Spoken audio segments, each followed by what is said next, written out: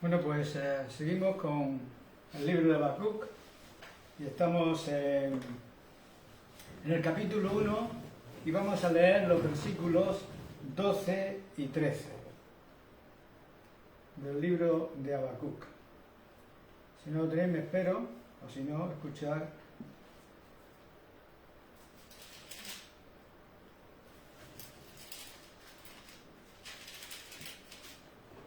Capítulo 1, 12 y 13. Y dice así: ¿No eres tú desde el principio, oh Jehová, Dios mío, Santo mío? No moriremos. Oh Jehová, para juicio lo pusiste y tú, oh roca, lo fundaste para castigar. Muy limpio eres de ojos para ver el mal, ni puedes ver el agravio. ¿Por qué ves a los menospreciadores y callas cuando destruye el impío al más justo que él? Y es importante que el cristiano no solo vea los medios informativos y entienda algo de lo que está aconteciendo en el mundo, sino que también comprenda el significado de los eventos. Es muy importante eso, ¿no? Y es porque existen en nuestros tiempos grandes peligros que amenazan a la Iglesia, y a no ser que tenga cuidado, corre el riesgo, como Israel en el pasado, de entrar en alianzas políticas con el fin de impedir lo que Dios ha ordenado. Es esencial que la Iglesia no analice los problemas con un ojo político, sino que aprenda a interpretarlos espiritualmente y entenderlos a la luz de las instrucciones que Dios le ha dado. Lo que al hombre natural le resulta aborrecible y aún desastroso puede ser precisamente el medio que Dios está utilizando para corregirnos y restaurarnos a una correcta relación con Él. De modo que no debemos apresurarnos para llegar a conclusiones que no sean las correctas. Por eso tiene una gran importancia los métodos de enfoque, ¿no? Cómo enfocamos y vemos las cosas, ¿no? Porque la mayoría de los problemas y perplejidades de la vida cristiana se originan en la falta de un adecuado método de enfoque. Es mucho más importante conocer la forma de enfocar los problemas que tener una respuesta inmediata para cada problema en particular. Los hombres habitualmente quieren una respuesta clara para cada asunto específico, pero la Biblia no siempre nos da lo que queremos en ese sentido. Sin embargo, nos enseña un método. Somos muy propensos a dejar cundir el pánico y a buscar conclusiones rápidas cuando ocurre lo inesperado y cuando Dios está obrando en nosotros de una manera inusual. En el Salmo 73, como vimos, se nos señaló el peligro de hablar inadvertidamente con nuestros labios. Al ver ciertos males, el salmista exclamó: verdaderamente en vano he limpiado mi corazón y lavado mis manos en inocencia. ¿Había entonces algún beneficio en comportarse piadosamente? Repentinamente recapacitó y dijo: si dejara yo esto, hablaré como ellos. Y reconoció que había hablado indebidamente con sus labios. Había comenzado a hablar sin antes pensar. En esta situación debemos buscar la manera correcta de actuar. El problema puede presentarse en el área personal o bien puede ser de alcance nacional o también como ciudadanos de este mundo, en las esferas más amplias de los acontecimientos históricos. De manera que vamos a analizar cuidadosamente este perfecto ejemplo de método de enfoque que encontramos entre tantos otros en la Biblia. Y la descripción de este método puede comenzar con tener un tiempo para pensar. La primera regla consiste en pensar en lugar de hablar, ¿no? como dice Santiago, todo hombre sea pronto para oír, tardo para hablar y tardo para airarse. Nuestra dificultad está en que somos prontos para hablar, prontos para airarnos y tardos para pensar. Sin embargo, según este profeta, lo primero que debemos hacer es pensar. Antes de expresar nuestras reacciones, debemos disciplinarnos para pensar. Quizá aparente ser superfluo, ¿no?, el énfasis que damos a esto, pero bien sabemos todos que es precisamente aquí donde nos descarrilamos. Luego, establecer ciertos principios básicos. La regla siguiente es que cuando comenzamos a pensar, no debemos encarar el problema de inmediato, ¿no?, o el problema inmediato que tenemos ahí delante. Debemos volver hacia atrás y aplicar la estrategia del enfoque indirecto. Este es un enfoque muy conocido en la estrategia militar. En la Segunda Guerra Mundial, el enemigo común era Alemania, pero los países aliados comenzaron a derrotar a Alemania en África del Norte. O sea que utilizaron la estrategia de aproximación indirecto. Este método de acercamiento es de vital importancia en la vida, sobre todo cuando nos enfrentamos con un problema como el que tenemos delante nuestro. Necesitamos comenzar pensando más atrás y aproximarnos al problema de forma indirecta.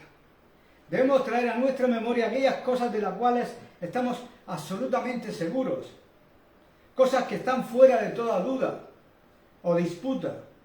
A veces ayuda si nos sentamos y escribimos para nuestro propio provecho algo semejante a lo que sigue. En esta terrible y perpleja situación en la que ahora me encuentro, sé que por lo menos en un aspecto estoy pisando en tierra firme.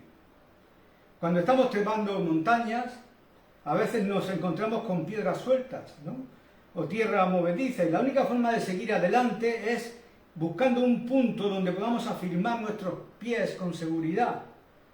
La única forma de avanzar es buscando bases firmes donde apoyarnos.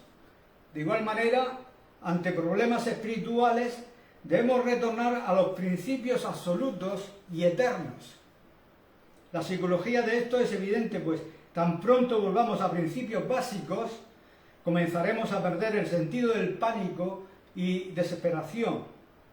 Es una gran cosa el poder reconfortar nuestras almas con aquellas verdades que están fuera de toda disputa. Luego, aplicar los principios al problema. Habiendo hecho esto, podemos tomar el paso siguiente y colocar el problema en particular dentro del contexto de aquellos principios firmes que nunca hemos puesto en duda. Es un hecho indiscutido que solo puede encontrarse solución a los problemas si se ubican dentro del contexto correcto. La manera de interpretar un pasaje difícil de las Escrituras es considerarlo dentro de su contexto. Con frecuencia confundimos el significado de una frase porque la sacamos fuera de su contexto, pero cuando la analizamos correctamente, generalmente descubrimos que el contexto interpreta al texto acertadamente. Lo mismo es aplicable al problema particular que pueda estar causando ansiedad o preocupación en nuestras vidas. Y si persisten después de esto las dudas, pues entonces encomendar el problema a Dios con fe. Esto nos conduce al último paso del método.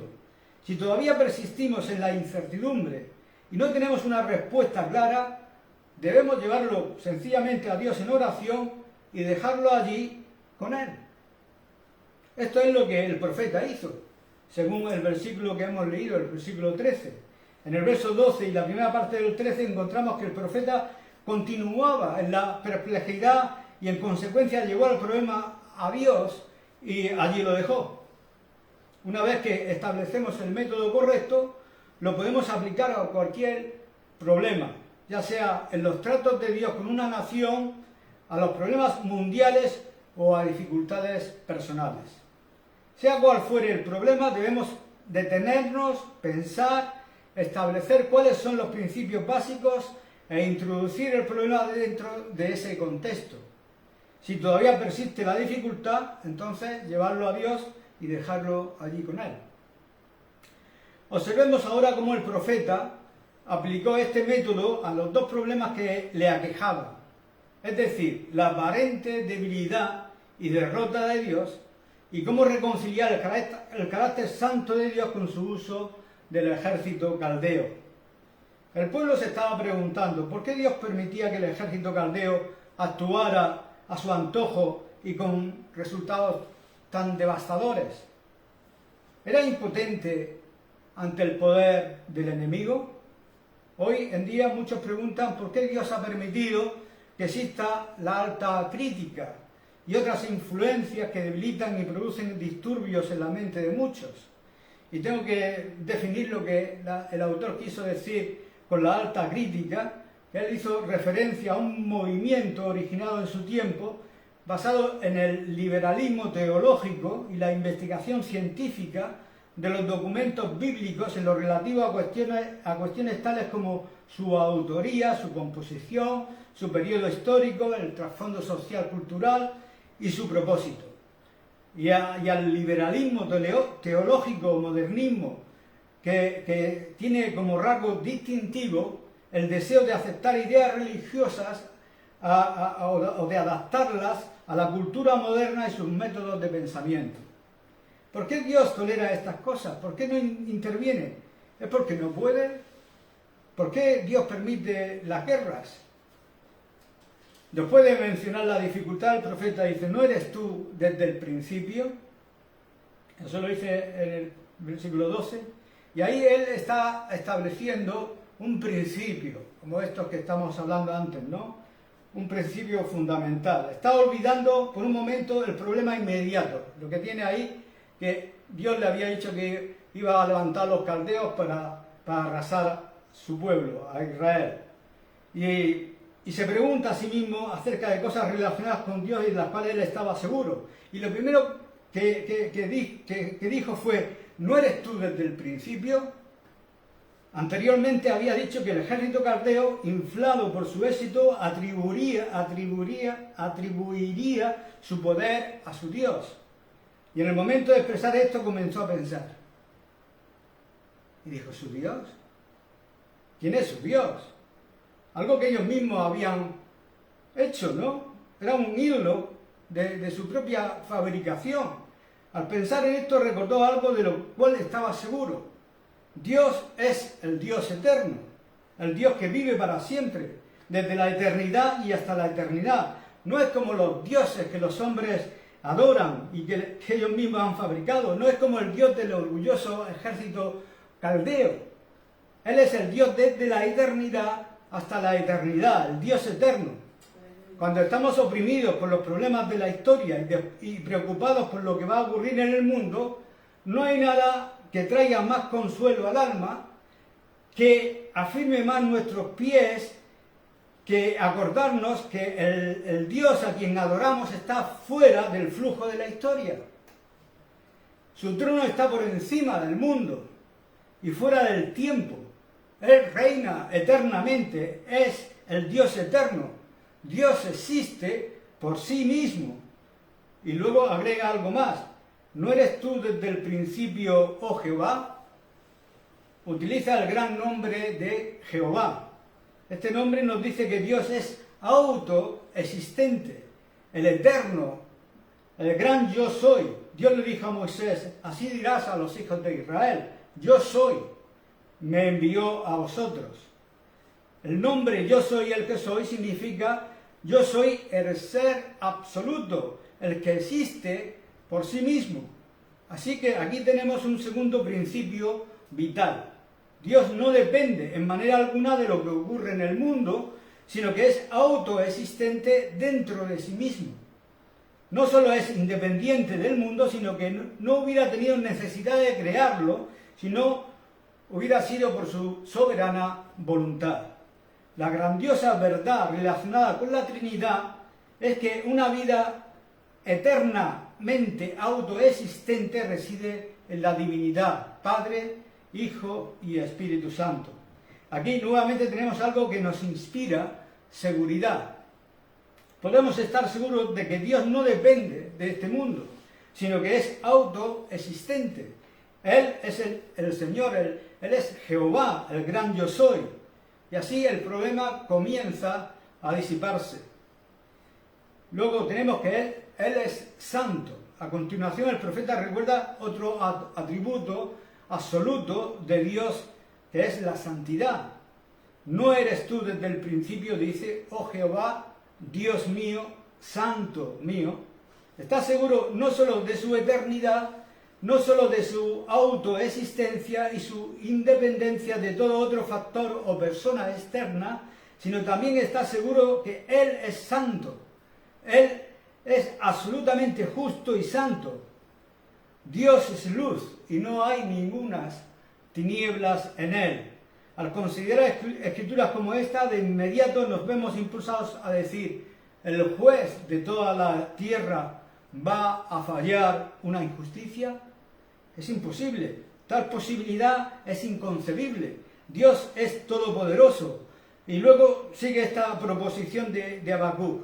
Continúa diciendo: oh Jehová, para juicio lo pusiste, y tú, oh roca, lo fundaste para castigar.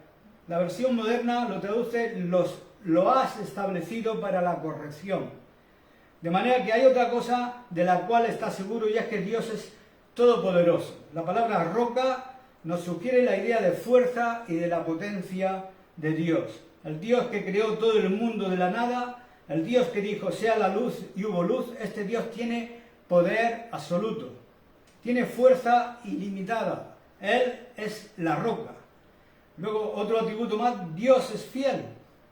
Y hay una proposición que el profeta hace respecto a Dios y que en muchos sentidos es la más importante de todas, dentro del contexto del problema que él enfrenta. Dice: ¿no eres tú desde el principio, oh Jehová, Dios mío, santo mío? No moriremos.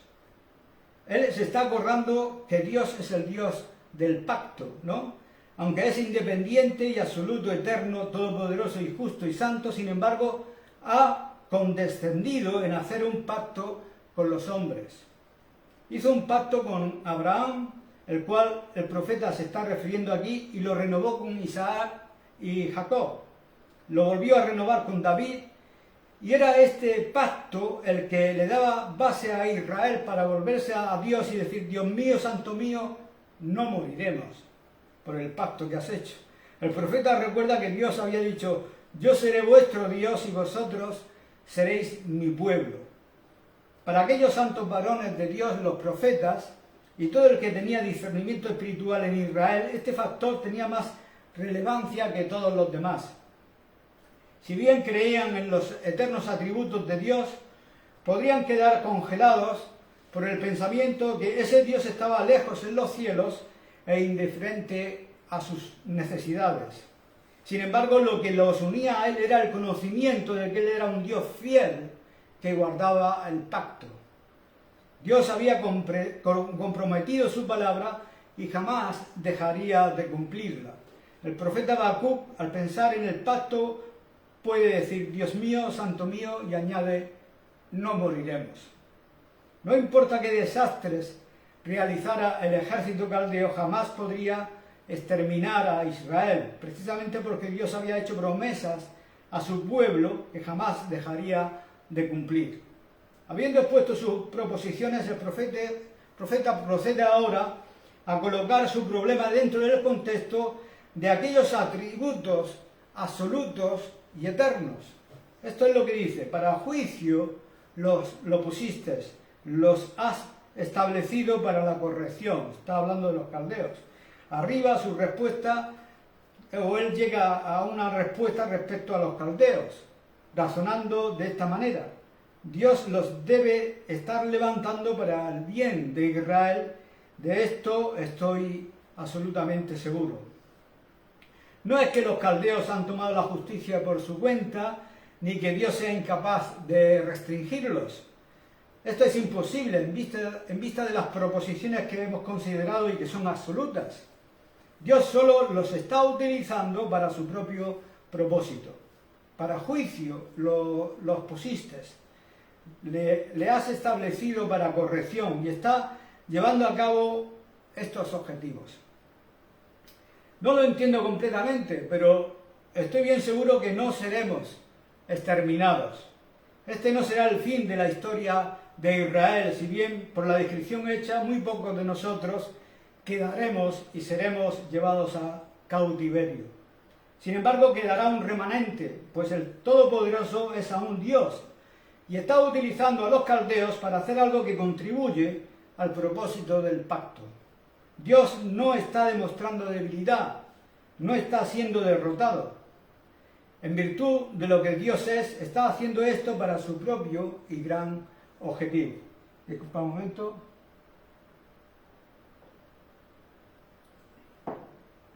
Ahora, ¿cómo reconciliar el carácter santo de Dios con su uso del ejército caldeo? Abordaremos ahora este segundo problema. Si Dios es todopoderoso y está en pleno control de los acontecimientos, ¿cómo podemos reconciliar estos eventos con la santidad de su carácter? Si reconocemos el poder de Dios y admitimos que los caldeos no son más que instrumentos de sus manos y que sus éxitos no se deben a su Dios, todavía nos resta preguntar, ¿cómo puede un Dios santo permitir que estas cosas ocurran? Habacuc vuelve a aplicar el mismo método que utilizara anteriormente. Dice, un Dios santo odia el pecado y no puede cometer maldad. Comienza diciendo, muy limpio eres de ojos para ver el mal, ni puedes ver el agravio. Puedo estar inseguro sobre muchas cosas, pero estoy seguro que Dios no puede ver el mal sin odiarlo, porque lo detesta. Todo el mal que existe en el mundo le es completamente aborrecible, debido a su propia pureza. Sus ojos son demasiado puros para mirar la maldad en forma complaciente. Dios y el mal son eternos enemigos. Cualquier cosa injusta o cruel no tiene cabida en el carácter de Dios. No existe la más mínima posibilidad de hallar injusticia en Dios. Él no tienta a nadie, ni tampoco puede ser tentado por el mal, como dice Santiago. Dios es luz y no hay ninguna tinieblas en él. Y habiendo afirmado esta verdad, se torna de inmediato hacia la dificultad que lo aqueja. Y dice, si esto es verdad, oh Dios, dice, ¿por qué ves a esos menospreciadores y callas cuando destruye el impío al más justo que él? ¿Cómo podía Dios permitir que los caldeos hicieran esto a su propio pueblo? Los compatriotas de Habacuc eran sin duda malos, pero los caldeos eran peores. En términos contemporáneos diríamos, reconozco que la Iglesia ha estado en decadencia por muchos años, pero los comunistas son ateos. ¿Cómo puede Dios permitir las cosas que están ocurriendo?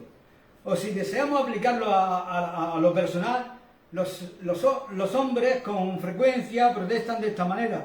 Reconozco que no soy todo lo que debería ser, pero fulanico es mucho peor que yo. Sin embargo, está prosperando, yo no. ¿Cuál es la respuesta? ¿No? Pues como he dicho, la respuesta comienza con encomendar el problema a Dios. En este párrafo particular de la profecía no hay una respuesta. Para la primera pregunta respecto al poder de Dios, Habacuc recibió una respuesta positiva. Pero para este problema de la santidad de Dios es más difícil. Después de establecer sus factores absolutos y de llevar el problema a este contexto, todavía no aparece una respuesta clara. En nuestra experiencia esto ocurre con mucha frecuencia. Aplicamos el mismo método que en otros casos funcionó también y sin embargo no logramos la respuesta. ¿Qué debemos hacer en tal caso? Por supuesto que no debemos llegar a conclusiones apresuradas y decir, como no lo entiendo, me pregunto si Dios es realmente justo. No. Si aún después de aplicar el método divino de acercamiento al problema no lo entendemos, resta todavía la alternativa de hablarle a Dios acerca del mismo, acerca del problema. Nos equivocamos cuando no hablamos o cuando nos hablamos a nosotros mismos y luego a otras personas y preguntamos ¿por qué pasa esto? ¿No es extraño? Debemos hacer lo que hizo el profeta. llevarle el problema a Dios y dejarlo ahí con Él. Un creyente puede quedar en esa situación por semanas o meses o aún años. Con frecuencia ha ocurrido eso. No obstante, el problema debe ser dejado con el Señor. Este no fue solo el método profético, sino también el Hijo de Dios lo adoptó cuando estuvo en el mundo. El problema del Hijo de Dios era el ser hecho pecado para lograr la salvación del hombre. Él sabía que su Padre podría haberlo librado. Sin embargo, si él había de ser hecho pecado y el pecado debía ser castigado en su cuerpo, significaba que inevitablemente debía ser separado del Padre. Este era el problema. Y el Hijo de Dios debió enfrentar en él mismo la mayor perplejidad de su vida humana sobre la tierra. Si había una cosa de la cual él se retraía, era el ser separado del Padre. ¿Qué fue lo que hizo? Exactamente lo mismo que Habacuc. Oró y dijo: Dios mío, si es posible, pase de mí esta copa, pero no sea como yo quiero, sino como tú. Y en efecto dijo: no lo entiendo, pero si así lo has determinado, yo estoy dispuesto. Llegó el problema que no podía comprender a Dios el Padre y allí lo dejó. Y podemos decir con reverencia que el Señor Jesús, aunque quizás no comprendía totalmente la situación por haber sido hecho hombre, sin embargo siguió hacia adelante confiando que la voluntad de Dios es siempre recta y que en un Dios santo jamás mandará a hacer algo que está mal. Así que vamos a dejar aquí la parte de Habacuc y la retomaremos más adelante, porque esto es también una porción que hay que digerirla, ¿no? Y bastante difícil a veces de entender. Que el Señor bendiga. Amén.